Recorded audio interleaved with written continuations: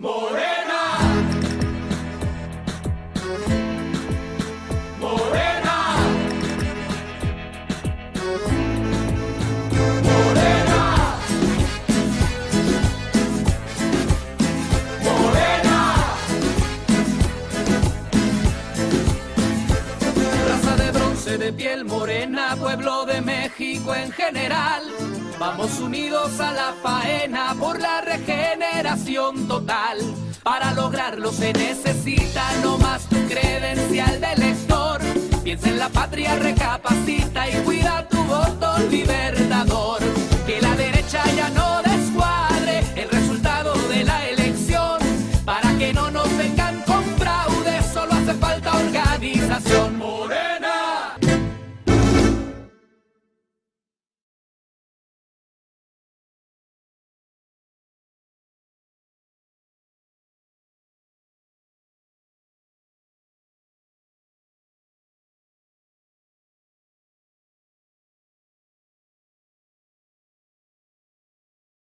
Así como el sujeto de trabajo es la económica, el sujeto como voluntad es la política.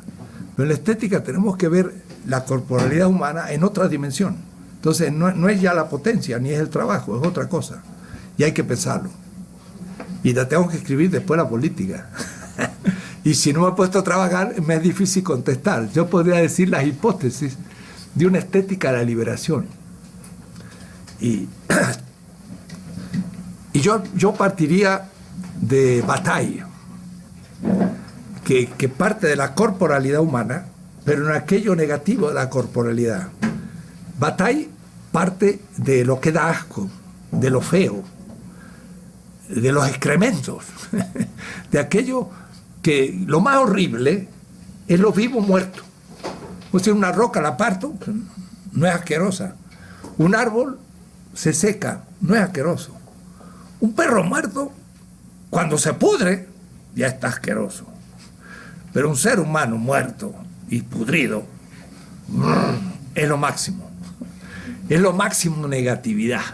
Bueno, Bataille parte de ahí, donde la vida todavía es ética y estética, como fealdad, como lo que repulsa, ¿no?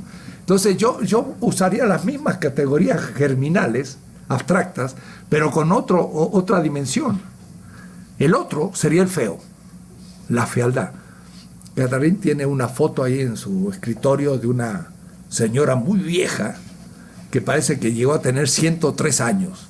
Y yo siempre me imagino así, un rostro de un campesino bien ajado por el tiempo, llenado de surcos su cara, que pónganla al lado de una propaganda de los cosméticos, una rubia blanca, bien estilizada, que no tiene la belleza del sistema y del capital. Ponga ese rostro de la campesina junto al otro. Es un contraste brutal. Bueno, el asunto es cómo ese rostro de esa campesina de pronto puede comenzar a aparecer con una belleza mucho más que la fetichizada belleza de esta modelo puesta como propaganda de cosméticos. Y entonces viene alguien y le saca una foto a esa vieja con una sombra tal en su trabajo y gana el primer premio de fotografía. Y tiene una belleza tremenda, ¿no? La estética de la vida como alegría. Porque la política, al fin, es responsabilidad por la vida, porque al fin la legitimación es para poder vivir mejor. Y la factibilidad es para poder vivir mejor. Y al fin, el asunto es vivir mejor, como se dice en aymara o en quechua. Es la vida plena. Y la política es responsable de la vida plena para todos.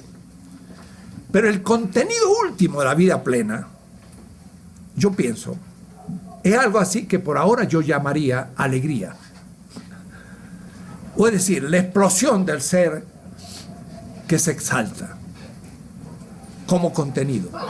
Entonces, el contenido de la política es la estética. Porque es la vida feliz, vivida en la alegría. Pero claro, la alegría significa, y ahora sí, todo es cosmoestética, porque entonces ahí surge la belleza. Entonces a veces yo estoy en el auto y está la madrugada, vengo de mis meditaciones de fin de semana a la vida urbana cotidiana, y está la aurora. Y claro, quizás en el mundo de la naturaleza física, de las cosas más bellas, es la aurora, ¿no? Empieza a salir el sol y se pone rojo las nubes y se ve nítido. ¿Por qué la aurora es tan bella? Y bueno, es evidente. Yo vengo andando, mejor sería andar en un monopatín, pero en fin, tengo que andar en un auto. Yo digo siempre, un auto pesa 6.000 kilos para llevar 60 kilos o 70, es una barbaridad, el 1%. Si tuviéramos un monopatín de 4 kilos que lleva 60, eso sería práctico. Además, con energía solar, solucionamos el problema. Pero bueno, eso es otro problema. Veo el sol que está saliendo, ¿y qué es lo que yo siento? La alegría. Somos seres que hace 5.000 millones de años se hizo esta tierra, y hace unos 3.500 años surgió eso que llamamos la vida, ni sabemos cómo es, y tenemos noche y día. Eso es obvio, ¿no? Pero salir de la noche es lo que le pasó a la vida siempre, y fue todo organizada para en la noche recuperarse para el día. Si nuestro planeta hubiera dado alrededor del Sol en un día, podríamos tener un día perpetuo y la vida sería completamente distinta. Pero entonces, ver surgir el sol es tener un nuevo día, es tener una nueva posibilidad de la vida. Y le surge a uno una alegría renovada. Y por eso es bello, porque es la afirmación de la alegría de la vida. Yo quiero hacer una estética distinta, que cuidado, que no va a decir si está antes o después de la política, sino que es simultánea la política. Y por supuesto, me van a decir que soy homocéntrico, o como decías tú, antropocéntrico. Pero yo pienso que la pulcritudo prima, dicho en latín, para que suene más raro, la belleza primera es la corporalidad del ser humano del otro sexo para el otro sexo. Y también eso es la vida. Porque en el otro sexo uno ve la vida, pero que nos supone a los dos. Y entonces es lo más bello. Y es más bello que la aurora. Y voy a ser antropocéntrico, pero porque somos la gloria de la naturaleza. Es posible, visto a la alteridad del otro, como otro. Pero bueno, eso tendríamos que hacer un seminario más largo para que... Porque justamente el amor de la pareja, estoy de acuerdo que no debe ser pensado como reproducción.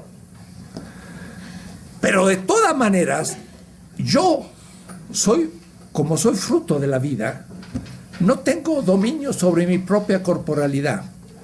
O es decir, la vida ya, ¿cómo diríamos? La vida ya me ha, como un poco un títere, me ha ido conduciendo a ciertas posibilidades. Yo digo a veces a mis alumnos, es cabroso el tema, pero de nuestra corporalidad hay ciertas regiones que son más eróticas y otras son menos. Y yo no tengo la culpa ni el mérito, pero ya me lo pusieron.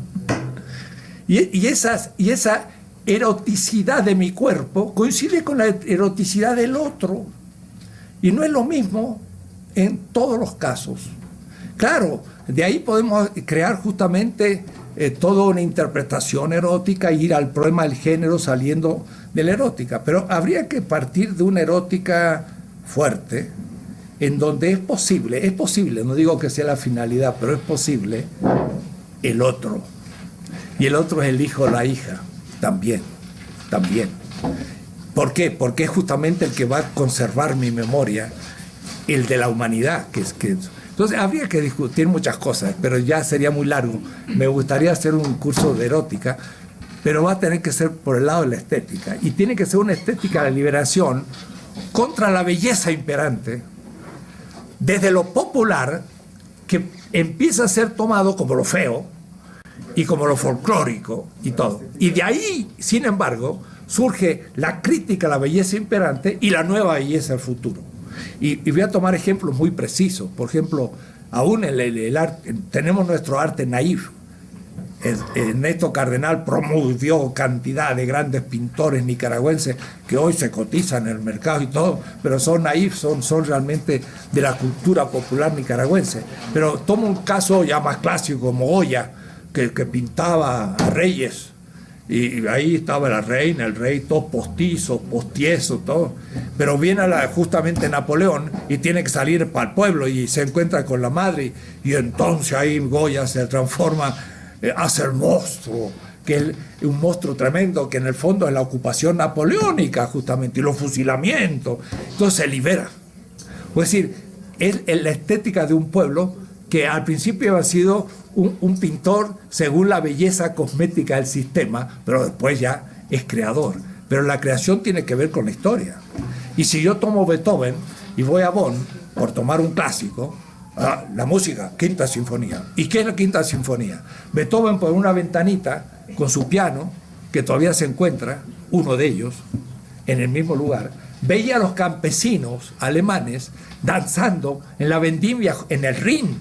Es decir, que él vio el pueblo danzando y escribió la Quinta Sinfonía, que no hay que verla en una ópera con corbata monito, sino en una vendimia. Es decir, hay que ir al campo y mientras que tomo la vendimia, escuche usted la Quinta Sinfonía y van a ver lo que es.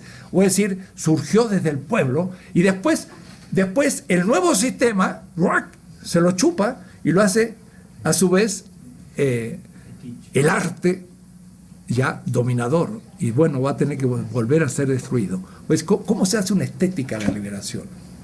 Esa es mi hipótesis, y claro, sería la continuación de la política, porque es el contenido de la política. La verdad, y como estoy viejo, espero escribirlo antes que me muera, pero puede que me muera antes, pero está bien para escribirlo al final. Además, yo soy un artista porque a mis 6, 7 años, en mi provincia, los domingos, había un tranvía.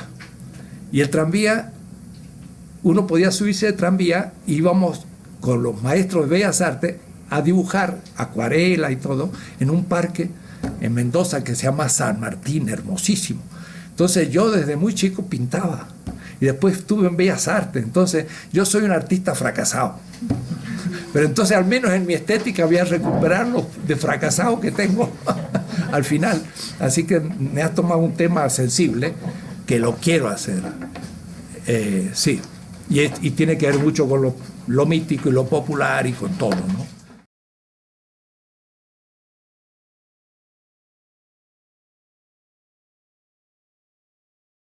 Si yo naciera de nuevo y tuviera ahora 23 años, yo creo que estudiaría una lengua indígena y el mandarín, y no habría ido 2 años a Israel para desarmar el pensamiento griego, que quizás fue necesario para después poder decidir ir a estudiar el mandarín y el aymara. Es decir, yo soy alguien de una generación, estoy más otra generación que Leopoldo Sea, pero soy no más que otra generación. Entonces todavía estoy apuntando el tema, pero no tengo la capacidad de elaborarlo completamente. Por eso, mire, comentaba a algunos otros de que ahora cuando estuve en México, en el Congreso Americanista, estuve con un maya de Chiapas que está en Guatemala, y entonces este hombre es maya, habla el maya y piensa el maya, es tremendo, ¿no? Yo digo, tú eres la próxima generación, lee lo que yo hago y continúa, ahí va el legado. Yo ya cumplí. Puedo decir, tu crítica es completamente cierta y la acepto. Apenas si tengo algunos elementos de eso que hay que hacer, pero lo único que tengo todas las categorías y la método para seguir haciéndolo. Y se puede perfectamente, porque ahora sí hay que repensar. Pues, si estuvieran los altos, es posible que sí, yo hubiera puesto, en vez de liberación, Pachacuti. y hubiera hecho la intención de aplicarlo un poco más a la situación de ese público. Pero el problema mío también es que tengo un público más amplio. Y América Latina es el movimiento indígena y es lo más original que tenemos, pero no es lo único. Tenemos el movimiento afro, y en el afro están los orishat, y funcionan de otra manera, ya no hay patacuti. Y después tenemos un mundo criollo, mestizo, de una cultura occidental X, cristiana, que hay que ahí también reformular todo, en lo cual me siento un poco más seguro, porque por mi racita y por mi lengua y qué sé yo, pertenezco a eso, aunque creo que también me voy abriendo a lo demás, y aunque yo sea, lo defino heterosexual, tengo que respetar a los demás y no tengo que imponérselo, pero tampoco que me digan que lo heterosexual es dominador. Eso no, hay heterosexuales dominadores, pero no es el heterosexualismo dominador como definición, porque estaríamos en un fundamentalismo de otro tipo. Es decir, estoy completamente de acuerdo, y lo extraordinario es cuando ahora miembros de la cultura originaria, ya no justamente con la idea de comentar a los europeos, sino empezar a desarrollar lo propio, que va a durar un tiempo, porque se van a ir encontrando los temas hasta que después quizás una segunda generación, que serían 2 después de mía, ya entre 50, 80 años, haya gente que de tal manera empezaron a plantear que empiezan a ver la originalidad de nuestra cultura y ya estén a nivel de competencia, al mismo nivel simétrico. Así que acepto 100% tu objeción. Lo único que dice, lo digo al que sea responsable. Yo le dije a Levinas, usted planteó el problema judío extraordinario y ha hecho una gran tarea. Pero ¿y qué me dice de los 15 millones de indígenas de la conquista y de los 12 millones de afro que fueron traídos de esclavos? Y Levinas me miró muy serio, como diciendo, y yo no sé nada de eso, ¿no? Y me dijo, eso tiene que hacerlo usted. Y yo dije, ya, está bueno, me dio el legado. Yo creo que no dijo es una estupidez. Dijo, yo no lo puedo hacer, aunque he indicado justo la metodología con la que pude hacer lo mío. Y estoy indicando quizá la metodología con se puede hacer lo próximo. Y además, abre el camino, un boquete en el muro de la interpretación, y todo el pensamiento académico le quiere cerrar el hueco que ha hecho para entrar. Entonces, mucho de la función de uno es mantener el hueco abierto para que vayan entrando y pueden entonces hacer su tarea. Entonces, por eso que ahora ustedes tienen libros acá de la universidad, he pedido algunos, y algunos van en la línea del pensamiento, pero no hay tanto en la colección de pensamiento indígena hecho por indígenas, ¿no? En Bolivia sí ya hay más, se está produciendo más, pero me interesa mucho para informarme, es decir, poder empezar a dar ejemplos y utilizarlos, pero hay que reconocer los límites y pasar la estafeta. Ustedes tienen que hacerlo.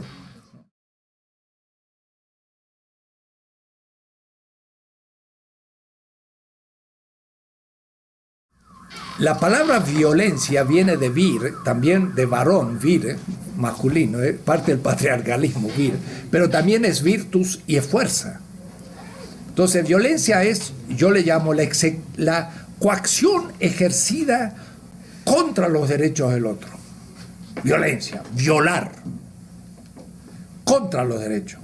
Ahora, una coacción ejercida en favor del otro y de sus propios derechos, o al menos de los derechos del inocente, y por lo tanto en contra del que los viola, yo ya no le llamo violencia, le llamo coacción. Ahora, en Viena, en Austria, estaba esto, y un español allá en alemán, todo hablando, me dice, sí, pero es un problema de palabras. Bueno, yo quiero poner distintas palabras a distintos conceptos, porque si confundo toda la violencia, entonces ya no, porque entonces parecería que Bolívar o Hidalgo, y me voy muy lejos porque todos decimos bravo Bolívar, pero a ver, justifíquenme usted la violencia de Bolívar, y por eso ayer yo leía de Rocio que justifica el uso de las armas en la Biblia, y se lo justifica a los españoles, y decimos nosotros tenemos que levantarnos en armas, y lo siento, vamos a matar españoles, y Morelos dice, y mátenlos, extermínenlos, que estaba muy dura la palabra de Morelos, pero la dijo. ¿Por qué es posible? Porque hay que entender qué es lo que significa coacción. Es voluntad también. Y es voluntad de vida. Pero también es factibilidad. Y la factibilidad es el ejercicio real de la voluntad de vida. Porque si yo tengo voluntad de vida y no tengo medios, lean el capítulo 19 del segundo tratado del gobierno de Locke. John Locke. Él inventa, es el gran teórico del liberalismo, pero del liberalismo revolucionario, porque eran los burgueses que tomaban el poder en Inglaterra. Y él dice, pues en una lucha no se defiende a uno solo con el escudo. Uno tiene que sacar el arma para también poder agredir al que me está agrediendo. Y él justifica la lucha armada. Si usted lee en el texto desencajado, dice, mira el Che Guevara. No, John Locke. Léanlo. Entonces, el pueblo, en la medida que recibe a la clase dirigente que se hace dominante y sin consenso, empieza a reprimir. Y empieza a reprimir con el ejército y la policía y las armas. El pueblo tiene todo el derecho de defenderse con los mismos medios. Si ustedes vienen a boxear, pues yo boxearé. Si usted usa un cuchillo, pues yo usaré un cuchillo. Y si usted viene con una ametralladora, yo voy a usar una ametralladora. Y siempre fue así. Clausewitz lo dice muy bien en la segunda parte del Tratado de la Guerra. La defensa es armada. Y el pueblo español se armó. Y él dice, cuando un pueblo es armado, es invencible. Y lo dice un estratega alemán de la guerra. Y eso lo han hecho los guerrilleros españoles contra Napoleón, nuestros guerrilleros contra los españoles, porque después se hicieron ejércitos regulares, pero Güemes y la gran libertadora de Bolivia y el norte de Argentina era una guerrillera. Es decir, esa gente tuvo que usar medios. Lo único que su finalidad no era matar al otro, sino defender al inocente. Yo siempre pongo el ejemplo muy fácil de una señora que va con su hijo y viene un secuestrador con un revólver. Hay 3 vidas. No hay que matar. Pero cuando en concreto el principio puede tener contradicciones, porque son 3 vidas, hay que salvar 3 vidas. El secuestrador con el revólver quiere secuestrar al hijo de la señora o a la hija. La señora, como es pacifista, le dice, ¿cómo no, señor? Yo no le voy a hacer nada, así que lléveselo. Es una inconsciente. Es una madre. No, la madre se traba con el secuestrador y pongamos que logra sacar el revólver y en la encrucijada lo mata. ¿Es una asesina? No, es una héroe. Hay que darle una condecoración. Defendió a su hijo. Ahora, si el secuestrador mató a la madre, sería un asesino. ¿Cómo entonces? El revólver solo que tira la bala no es el criterio. Hay que ver toda la complejidad. Por supuesto que en todas las épocas de la historia, los que se liberan usaron medios apropiados para hacerlo, y es ético. Y por eso hay muchos que dicen, la guerra justa no tiene ningún sentido. ¿Cómo no va a tener sentido? Porque en una guerra hay 2 ejércitos. Y los 2 ejércitos tienen otro estatuto ético y político. Uno es agresivo y el otro es defensor, porque no van a ser los 2 agresivos. Estarían luchando por ocupar un lugar. Entonces, todo ejército agresivo, por ser agresión a otro territorio, queda inválida su motivación. Y todo ejército defensivo es justo, defiende la vida. El otro le está poniendo en jaque.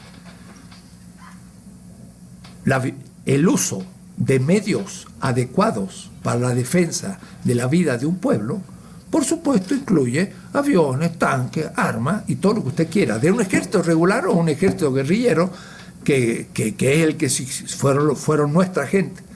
San Martín, por decir un caso argentino, era un militar profesional, que hubo pocos, porque era un profesional español, héroe de una batalla allá de Bailén, era un hombre que sabía cómo funcionaba el ejército.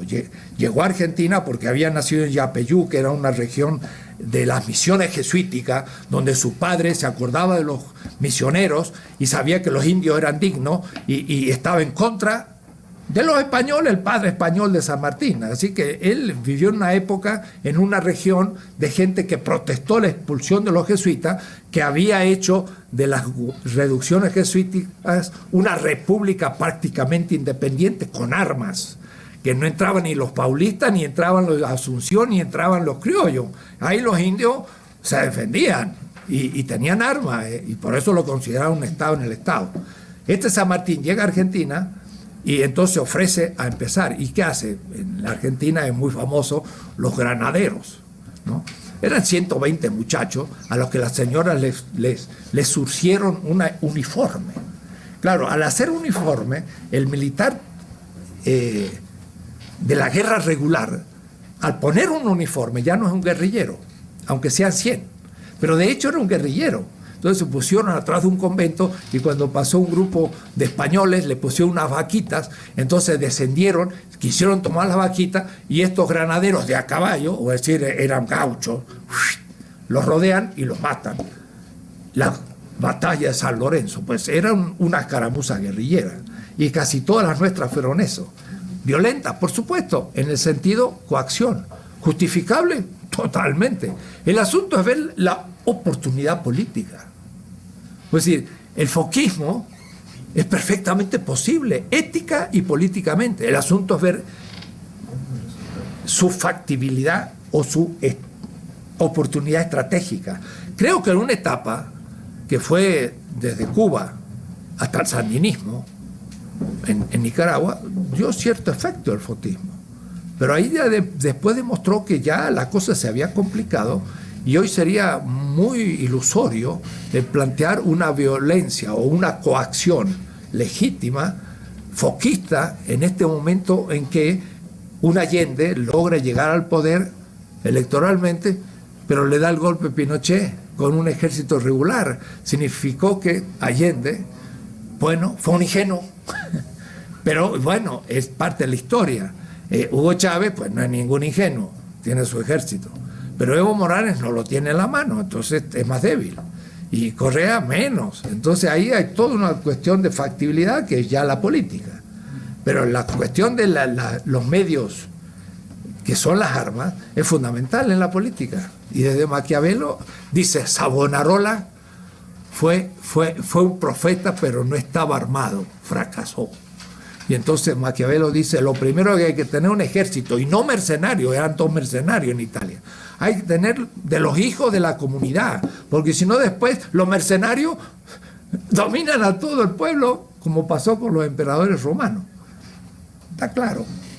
Los medios de coacción son perfectamente posibles. Lo único que hay que ver es su posibilidad, y digo, hoy no es lo más interesante en la política, porque lo que haces es incrementar a la derecha y permites mayor represión. O, ¿qué hay que hacer? Hay que entrar a las escuelas militares y hay que crear una nueva estrategia defensiva que está surgiendo. Entonces, no sería nada extraño que uno pudiese escribir un libro, la estrategia latinoamericana, para las escuelas militares, y leerles la segunda parte del libro de Clausewitz, qué significa una guerra defensiva. Y entonces sí se puede ser muy fuerte en la gente defensiva. Como le decía, el pueblo cubano está armado, y todo el pueblo, y está organizado para cualquier invasión. Eso es estrategia militar defensiva, y eso se sabe que es inexpugnable, porque hay que matarlo a todos. ¿Y qué ventaja tengo con matarlo a todos? Ya no tengo ninguna ventaja. Entonces se hace muy difícil el cálculo del opresor, porque le cuesta demasiado caro. Es lo que se llama una victoria pírrica. El tal Pirro allá en la Turquía, pues metió todo su dinero y todo para tener una victoria contra otro grupo de los griegos, pero al fin triunfó y se desarmó todo su pequeño reino, pues estaba fundido. Entonces, una victoria pírrica es absurda, porque mato a todo el pueblo y ¿qué hago con eso? No gané nada. Entonces, un pueblo armado es invencible.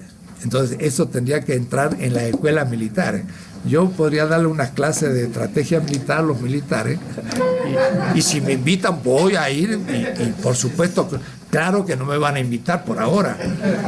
Pero quizás, no he pensado, pero en Bolivia podría hacerlo. Bueno, eso es un realismo crítico. La política no es cínica, pero tiene que ser inteligente, pero no es utópica. También hay que tener utopía, hay que ser realista, pero crítico. Porque si no, uno tiene mil posibilidades de estar yendo hacia otros lugares. Y como las culturas tienen que ver con la organización política y los estados, y aún el diálogo cultural también tiene que ver con los estados. Por eso es muy bella la definición. El Estado boliviano es un Estado intercultural, pluricultural y plurinacional. Entonces ahí hay categorías que hay que aclarar porque no están tan claros. Y además es un Estado en donde el pueblo es la sede del poder. Ya ahí coincide completo, pero entonces hay que explicarlo muy bien porque la gente a veces no lo tiene claro. Entonces y eso tiene que ir a las escuelas, tiene que ir en los libros de texto, para que el niño de 7 años empiece a entender la política de otra manera, ¿no? Y decir, tú, niñito, eres la sede del poder. Entonces vamos a votar entre nosotros cuál va a ser la clase mañana de matemáticas. Sería ideal, ¿no? Ese sería un postulado. Y entonces los niños verían que por su voto y su discusión, la señorita mañana va a enseñar lo que se discutió. Y son ellos los que decidieron. Miren qué cosas. Ese grupito de alumnos sería un problema para la escuela secundaria y la universidad, porque estaría preguntando y poniendo objeción a todo el mundo.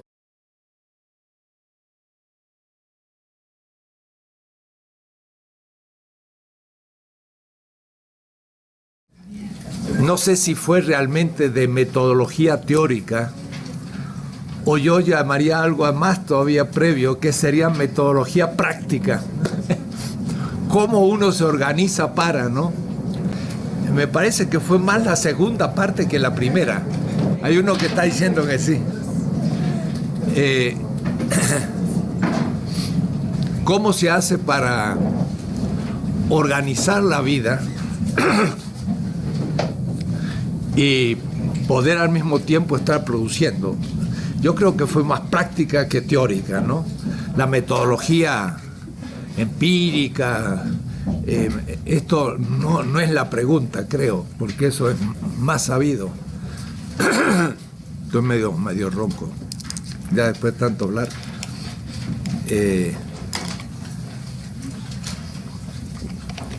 Pues cada uno tiene que en realidad ingeniarse cómo lograr tener una cierta militancia y al mismo tiempo poder pensando esa militancia. Y diría que hay muchas proporciones. Algunos militan y por vocación pueden teorizar su militancia muy poco, pongamos 10% del tiempo. Otros, en cambio, militan menos y producen más teoría sobre lo que están haciendo y en contacto con la gente. Pero creo así, como modo de vida, es imposible crear en ciencias sociales sin militancia. Y cada uno tendrá que saber en qué nivel debe hacerlo. Y también hay tiempos. Puede haber tiempos en que uno dedique 3, 4 años intensivamente a una experiencia y está ahí metido 10 horas por día, comiendo, durmiendo y haciendo todo. Y de pronto se retira un tanto y se dedica a expresar aquella experiencia, pero que la puede seguir porque se da cuenta cómo funciona. Entonces hay ritmos. Pero sin una militancia y sin una disciplina intelectual en el modo de vida, pues tampoco se puede producir.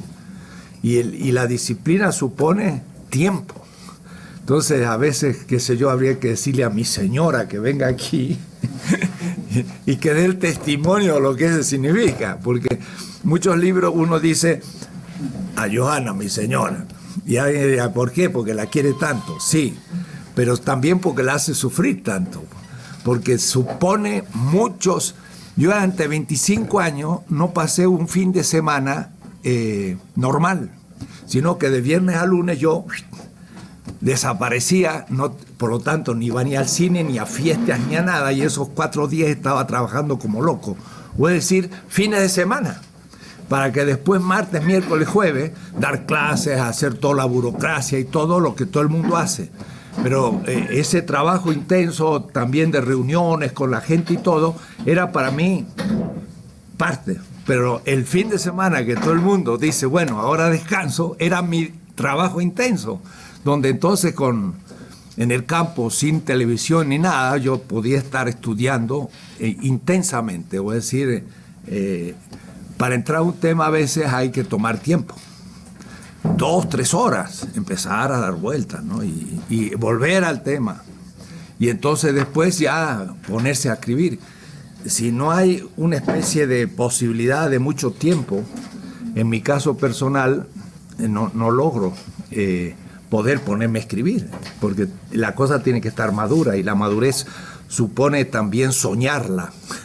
O es decir, el tema tiene que estar ya tan profundo en el inconsciente que uno ya lo empieza a soñar. Entonces ahí sí ya está, yo diría, a un nivel de creatividad, porque muchas veces la solución de las contradicciones que uno está pensando se produce en un momento onírico entre las 6 y 8 de la mañana o 5 y 7, donde de pronto descubre uno el tema, se conectó la cosa y es creativa, no es repetición y estar haciendo comentarios. Entonces, el intelectual es una vida, y es una vida muy disciplinada en vista de ponerse a producir teóricamente la experiencia que está viviendo.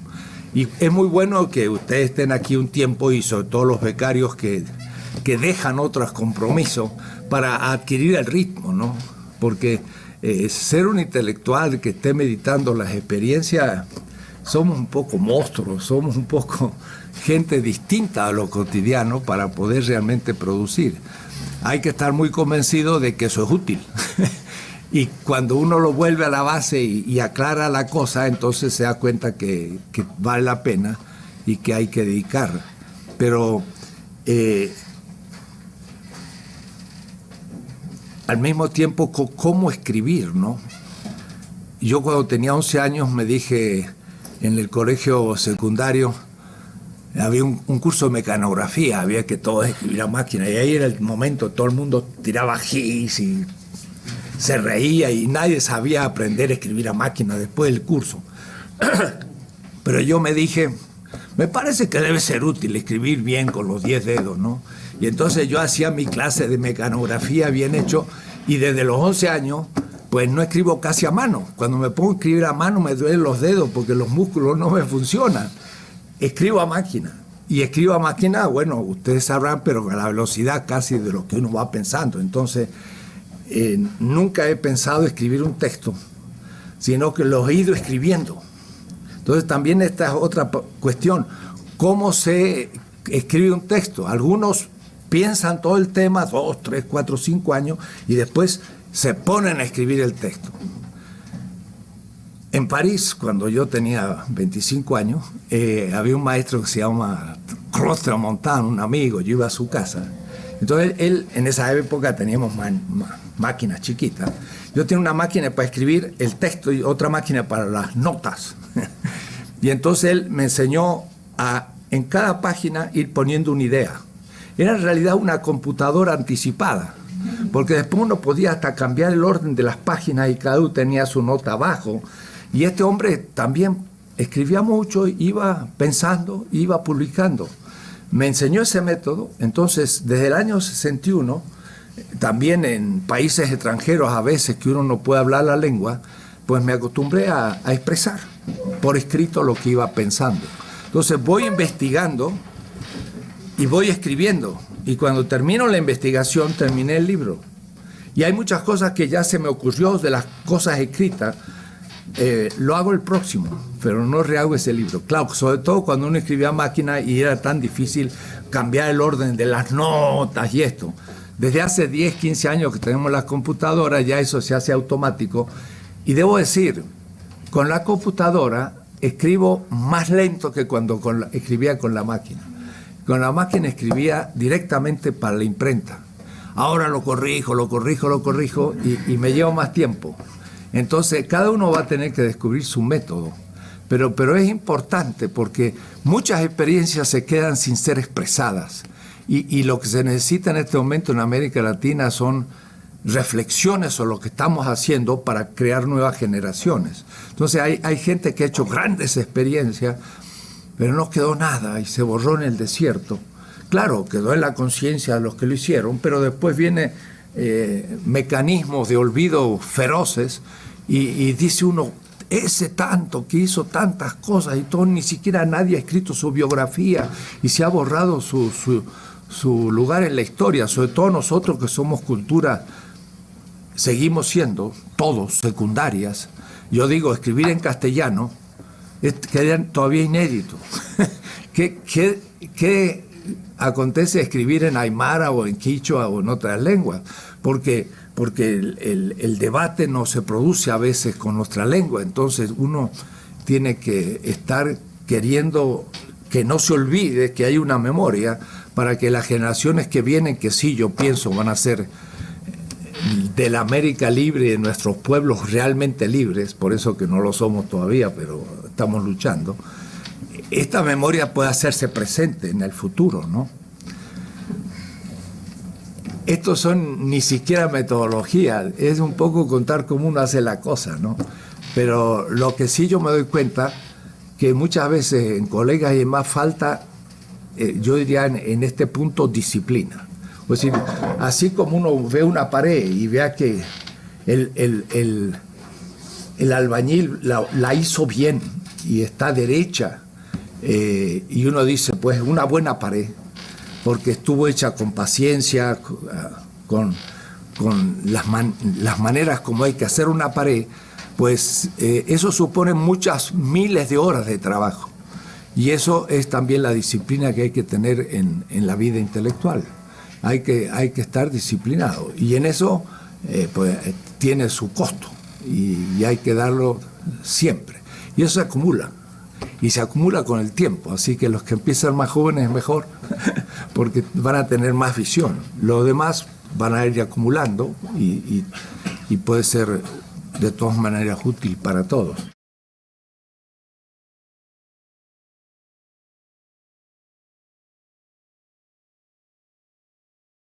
Una cosa es el tema y otra cosa son los autores. Porque cuando uno está trabajando un tema, es el tema el que sugiere los autores. Y uno poco a poco, al ir entrando en él, va descubriendo los autores. Ahora, siempre yo pensaba que un gran autor, que puede ser Nezahualcóyotl, un pensador azteca, pero un gran autor es como una fortaleza, que uno lo ve por fuera y digo, ¿y cómo le entro? Entonces uno le da vuelta. ¿Cómo se le da vuelta? Bueno, hay que empezar de alguna manera. O leer la biografía del autor, o ver la cronología de sus obras, pero dándose cuenta que uno al comienzo no entra al autor, porque rebota, porque no entiende qué es lo que está diciendo ni lo que quiere decir. Por eso que el tiempo, la biografía y la obra están entreveradas, y en realidad todo autor responde a problemas. Y entonces cuando uno descubre el problema, entendió el autor. Pero a veces se pasa años sin descubrir el tema que el autor realmente encaró. Entonces eso mucho depende de la biografía, de otros comentaristas. Entonces algunos se la pasan leyendo comentaristas y nunca van a leer el autor. Pero leer el autor sin el comentarista es no entender el autor. Pero hay que leer el autor primero, y aunque no lo entienda. O es decir, hay que hacerle un repaso en la lectura. No entendí nada, pero ya me quedó prendido unos cuantos temas. Leo el comentarista que advierte sobre esto. Entonces ya sé de qué está hablando porque ya lo leí. Pero dándome cuenta que la primera lectura pues no sirve. Es la cuarta o quinta veces que realmente uno agarra, según la densidad del autor.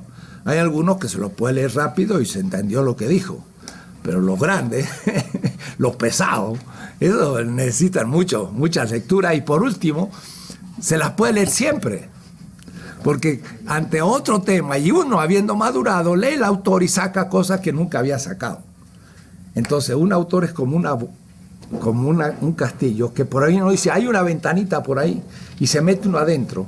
Solo cuando se mete a la plaza central de la fortaleza, es que lo ve por dentro, y ahora lo entendió. Puede ser rápido o pueden ser años. Y después que uno entra a un autor, entonces sí ya lo empieza a gustar, lo empieza a utilizar, y si uno tiene un tema y tiene hipótesis fuertes de trabajo, lo supera.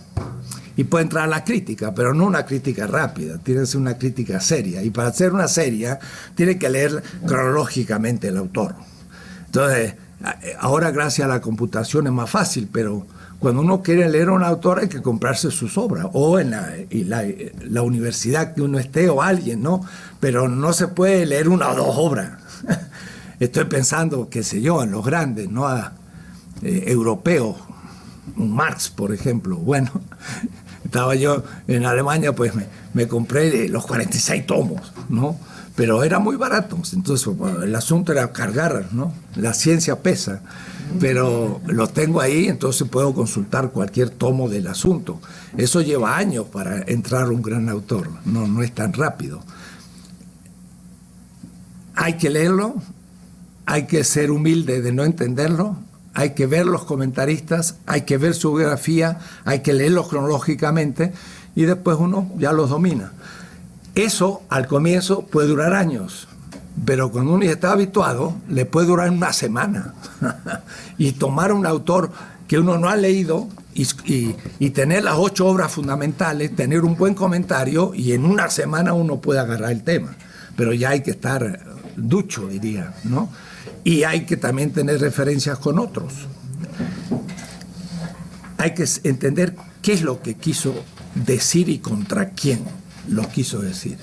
Hay un libro de Collins muy bueno, se llama La filosofía mundial, un autor en Chicago que es sociólogo y ha hecho una historia extraordinaria de la filosofía, porque ha hecho una historia mundial de la filosofía. El primer capítulo compara 2.500 años de filosofía china y los 1.200 años de filosofía griega. Entonces, los pone por tiempo cronológico y hace unos esquemas muy interesantes de cómo un autor va influenciando a otro, hace mapas para que uno sepa dónde están. Es un sociólogo, no es un filósofo, y casi diría yo, los enseña mejor que los filósofos, porque dice, un autor tiene en el fondo una gran idea, y el otro que le va a seguir, y él los divide por generaciones, y dice, en el fondo había unos 40 grandes filósofos griegos, lo cual supone que más o menos hubo uno cada 30 años. Es sociólogo, ¿no? Y pone los de primer nivel, de segundo nivel y tercer nivel. Los de tercer nivel son como 600, pero los de primer nivel son como unos 40, y los de segundo son como unos 100. Y lo hace con los griegos y lo hace con los chinos. Igual, ¿no? Entonces se da cuenta que efectivamente los 40 grandes filósofos griegos, cada uno tuvo una o dos ideas fundamentales, y la desarrollaron por todo. Y el siguiente atacó alguna idea del otro y fue otra idea nada más. Y realmente si uno va entendiendo las intuiciones fundamentales son muy simples. Y en la medida en que realmente sea original porque responde a la inquietud del tiempo, su tiempo lo leyó y creyó que ese autor explicaba su tiempo y por eso pasa la historia. No es que alguien lo haya puesto ahí, lo puso su tiempo porque solucionó. Entonces un Hegel, la burguesía triunfante europea al leerlo, dijo, este me explica lo que yo pienso. Y por eso entonces cuando uno lo lee dice, esta es la gran expresión del pensamiento burgués que hay que atacar. Pero la gente que lo leía se veía plenamente justificado. Entonces, si uno logra ver esas ideas generativas de un autor, entiende al autor. Y eso es entender la problemática. Entonces, en realidad lo que uno expone en un libro es la problemática acerca de un sujeto, del consenso de una comunidad científica o de intelectuales, y uno agrega algo. Algunos simplemente explican lo que se está dando y es muy bueno. Otros pueden agregar algo, y agregar algo a partir de la punta de la historia, que son las experiencias concretas de los movimientos. Muy fácil, yo me tocó el exilio, me echaron de la universidad y digo, ¿a dónde voy? Nunca había pensado. Ahora tengo que elegir dónde. Un desgarramiento. Mi padre murió después y yo ni estuve. Un hermano también murió, tampoco estuve. Dejar todo. Es brutal. ¿Y dónde voy? Para mí estaba claro. No podía ir fuera de América Latina. Porque si iba fuera de América Latina se transformaba en un objeto de estudio en Europa o Estados Unidos. Estando en América Latina, yo estaba junto al sujeto que construía la historia latinoamericana. Bueno, salí de Argentina, me fui a México y fue acertadísimo, porque me quedé en América Latina y seguí viviendo la historia y pensándola. Entonces, el método consiste en estar metido en esa historia. Si me salgo y la veo como objeto de estudio, estoy perdido, porque ya estoy tarde. Porque entonces tengo que leer lo que escriben sobre lo que pasa. En cambio, si yo voy a Bolivia y veo lo que está pasando ahí y hablo con Álvaro García Linera y me dicen lo que está pasando y está el fulano, no, qué sé yo, Antonio Negri, no funciona, mirá por qué no funciona. Entonces, todo eso es ningún libro, no lo he leído en ninguna revista, porque es la historia que se está construyendo y eso es la punta. Entonces, en la medida en que yo me entere de eso y me ponga a pensarlo, pues lo que estoy diciendo está en la punta de la ciencia, antes de que pueda escribirse. Y no hay bibliografía sobre el tema porque es la experiencia misma. Entonces hay que saber poner el cuerpo en donde se está haciendo la historia. Y eso también cuesta, porque por ahí a uno le matan el cuerpo. Porque es peligroso a veces poner el cuerpo donde se hace la historia. Pero hay que hacerlo, hay que saber elegir. Yo siempre le digo a mis alumnos, políticamente América Latina tiene ciertas experiencias que están en la punta. Y ayer mismo hablaba con una española, me decía, no, pues en España no acontece nada político interesante, no hay nada que estudiar, están así arañando los mismos temas y haciendo tortillas de los mismos condimentos y no tiene nada. Uno se pone justo en Bolivia y todo nuevo y hay que explicar todos los conceptos que están hablando y la gente tiene conciencia. La idea esta de Hegel, metáfora, de que el espíritu pasa en algunos lugares, ¿no? El espíritu entre comillas, sea lo que fuere, es una buena metáfora. Yo diría, el espíritu está pasando por Bolivia, Venezuela, Ecuador, está pasando por ahí. Y si uno se pone a analizar lo que ahí pasa, pues uno tiene que estar produciendo algo interesante. Ahora, si la vida intelectual supone el explicar las cosas a los actores, eso es, ¿no? A los actores, entonces pues hay que estar allí. Y entonces uno también recibe la respuesta a lo que uno hace, porque uno está trabajando y yo expongo aquí. He tenido muchas experiencias de exponer temas y no funciona. Está afuera, no es. Entonces uno dice, hay que corregir esto porque no anda, ¿no? Es decir, la teoría va junto a la praxis, ¿no? Y al contrario, cuando uno va al alto y habla de un tema a indígenas, que también hablan castellano, porque por desgracia no hablo aymara, pero entiende lo que uno dice y les explica, y uno entra a discutir y les interesa y le aclara, entonces dice, hay que seguir marchando en ese camino, está bueno, aquí hay todavía sustancia que sacar en esta mina, no está agotada. No sé si estoy hablando en el aire, no digo nada, pero es como yo lo siento, en el sentido de que no es un puro trabajo de laboratorio, Pero tampoco el intelectual es un puro trabajo en militancia, sino que es una militancia muy razonada para hacer posible una militancia más esclarecida. Como decía Ernst Bloch en el principio Esperanza, tiene que ser una esperanza ilustrada. Y eso permite crear nuevas generaciones de dirigentes, cuadros para los movimientos y todo. Y la teoría no es puro jugo cerebral, da orientación en la acción y la hace más eficaz. Yo creo que al fin, como decía, el asunto no es solo interpretar, pero cuidado, hay que interpretar, sino que hay que transformar la realidad. Una de las tesis de Feuerbach, de Marx, se interpreta a veces mal, porque pareciera que dijera hay que transformar, pero la interpretación no sirve para nada. No. Hay que interpretar. Dice, el filósofo no solo debe interpretar, sino que debe transformar la realidad. Entonces, hay que pensar para transformar. Y por eso es útil. Y por ahí Lenin decía, pues sin teoría, pues no, revolucionaria no es revolución. ¿Por qué? Porque yo puedo hacer un cambio, pero al fin es reformista y no he hecho ningún cambio. Hay que pensar el tema. Pero vale mucho el testimonio.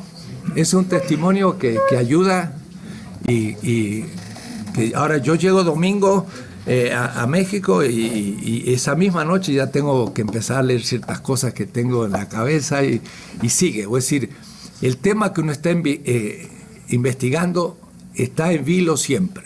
Y uno puede cortar una semana, pero después que sigue el tema. Ahora, en la medida en que uno esté así, está uno produciendo. Si uno hace un corte tan radical que después tiene que empezar de nuevo a cero el tema, bueno, eso hace más difícil la consecución del asunto, ¿no? Yo ahora estoy en el tercer tomo de estas cosas y lo voy escribiendo de a poco, pero lo tengo muy claro y lo voy exponiendo. Entonces, en cualquier lado puedo pensar, hago una nota para tal temita, para el otro. Uno está tenso en ese asunto. Y eso uno está creando. Si no, pues se pierde, ¿no?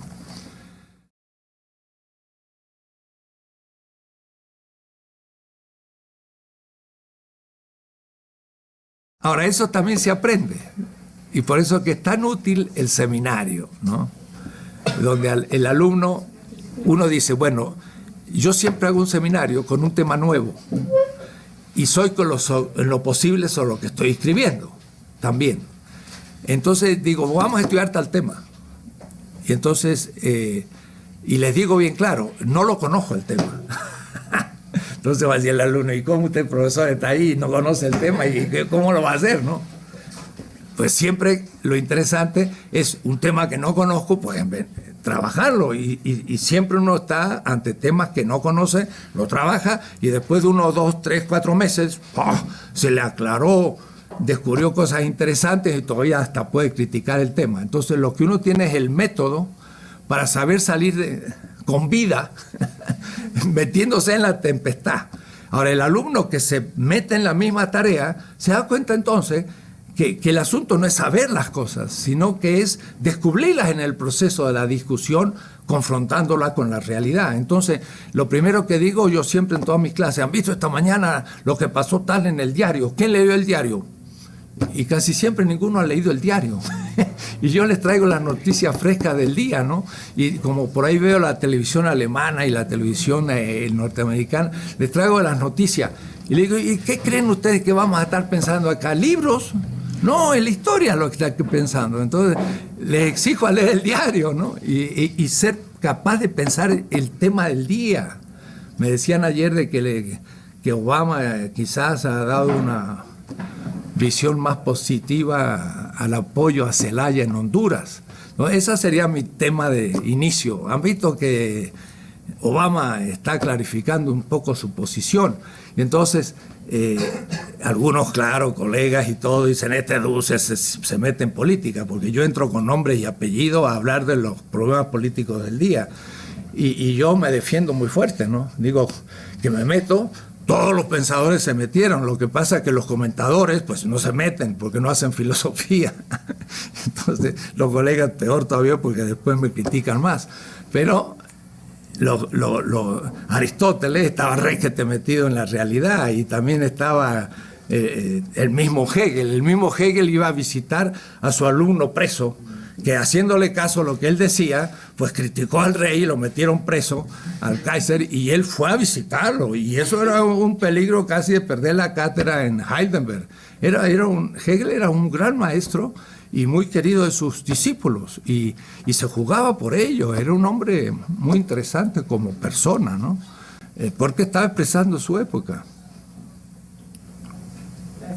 Ahora, hay posibilidades y posibilidades, porque esto también supone, poderse dedicar plenamente, supone tener una cierta posibilidad económica, que uno la puede fijar bien bajita, pero de todas maneras mínima tiene que fijarse, ¿no? Si no, no se come y no vive la familia. Pero uno también tiene que saber muy claro lo que quiere. Yo me acuerdo, llegué a mi provincia de Europa con mi doctorado y me ofrecieron un ministerio de la educación en mi provincia, ministro de educación. Dijo, no, yo no quiero ser ministro, yo quiero seguir en lo mío. Entonces, un sueldito de segunda ahí en una escuela de periodismo, y me alimentaba mi señora. Yo durante muchos años, ella ganaba más que yo. Y bueno, está bien, después gané yo más que ella, pero en fin, íbamos juntos. Yo decía muchas veces, yo puedo decir la verdad, porque si me echan, pues me alimenta mi señora. Así que ese es mi apoyo, ¿no? Y ella sabía que lo hacía, y lo hacía muy bien. Y si no hubiera sido así, tenía que cuidarme más. Porque no voy a hacer que no pudiera alimentar a los hijos. Pero también uno se fija esto, entonces quizás le ofrecen un gran sueldo en hacer algo y uno prefiere el chiquito, pero para seguir su línea, ¿no? Y al fin se va abriendo si se puede, y si no, mire el caso, te echan, y te echan de la universidad y te quedas en la calle. Y me fui a México, y que bueno, no me habían llamado nunca a concurso, me tenían a hacer mi dedicación. En Mendoza, mi provincia, me tenían arrinconadito, como un pensador crítico.